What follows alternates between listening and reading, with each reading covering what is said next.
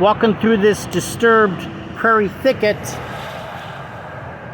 See, there's a weedy native, common milkweed, that says that it's not completely weedy. At some time it was probably more native, pristine.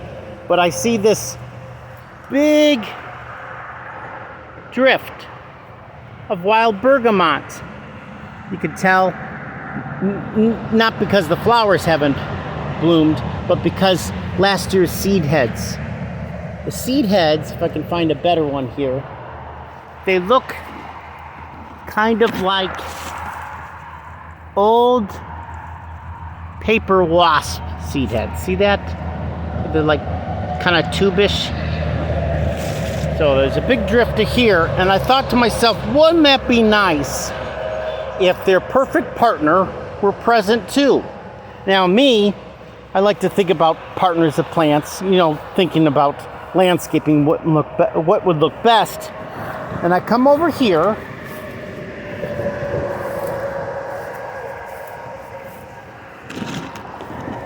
maybe I walk this way. Yeah, I walk this way.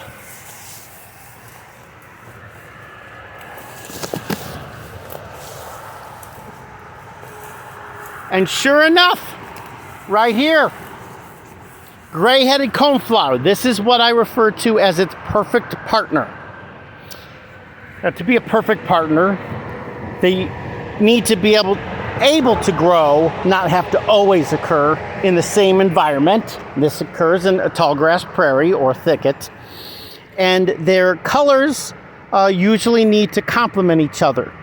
Now, so that means I usually put, ideally, yellow with purple, construction yellow with violet, blue with orange, red with white, pink or magenta with green or nice shaped flowers, ideally. So this has yellow flowers, mid to late summer, and it's kind of pointy. The wild bergamot, see, here's another wild bergamot growing next to it. It blooms about the same here. There's probably less because it's kind of a almost closed canopy.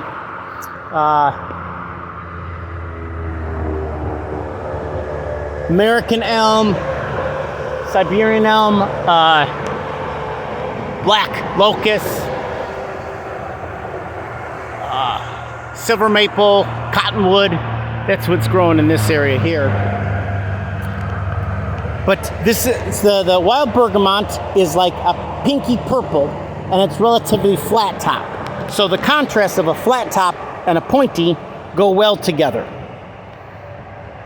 So I'm pleased that I found that drift and thought, oh, wouldn't that be great if there were gray-headed coneflower? And sure enough. So because I found this here, I cut the tops of this weedy, I don't know, it's one of the 6 bad ones. It's one of the 6 bad or aggressive, should I say, goldenrods.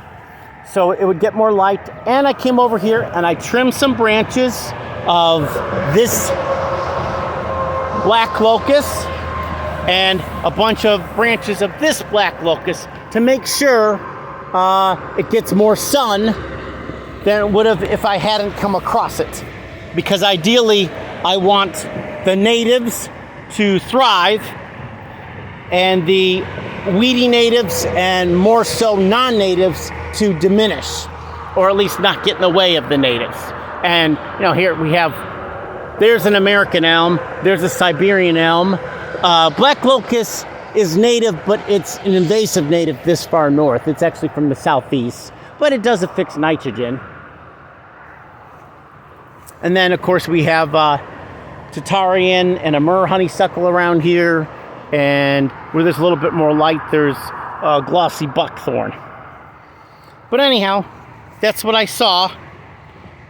I was pleased to see that. Another thing you can tell when it's not in bloom for the wild bergamot is you'll usually have, if it's not in a breezy area, you'll have some powdery mildew. And I saw that a little bit over there, but I wasn't sure until I looked at it more closely and saw, because there's a few other mints.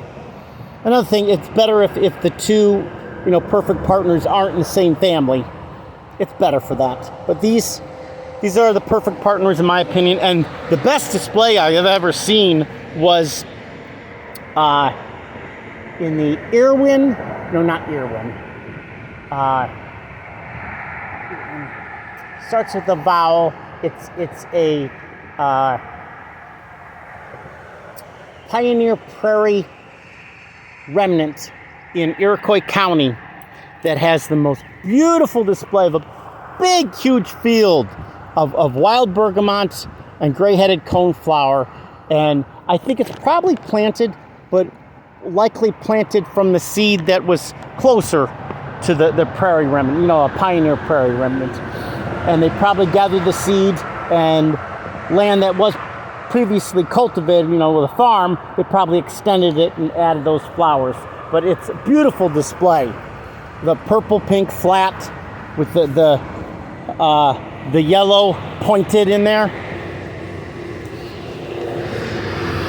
Oh, and this gray-headed coneflower, if you get closer, I thought it was some kind of dead fly or something, but right there, you see that? That's a spider with its arms open, ready to pounce on something that's coming to pollinate it. What strategy? What strategy? And this was at one time a prairie remnant along the railroad tracks, but they disturbed it and then disturbed it again. Railroad company sprayed Roundup, and the past 10 years they did a lot of construction and move rock over this and that. So very little of the original prairie has held on, and mostly just the disturbed stuff that can handle. And this, I wouldn't consider these two the most pristine, but they're certainly not on the weedy side. I would consider them average, but very, very able to handle a wide range of moisture and soil types, which they look impressive together, and they can handle. And I have them both actually growing on the south side of my house. As much sun as they can get without the staghorn sumac overshadowing them.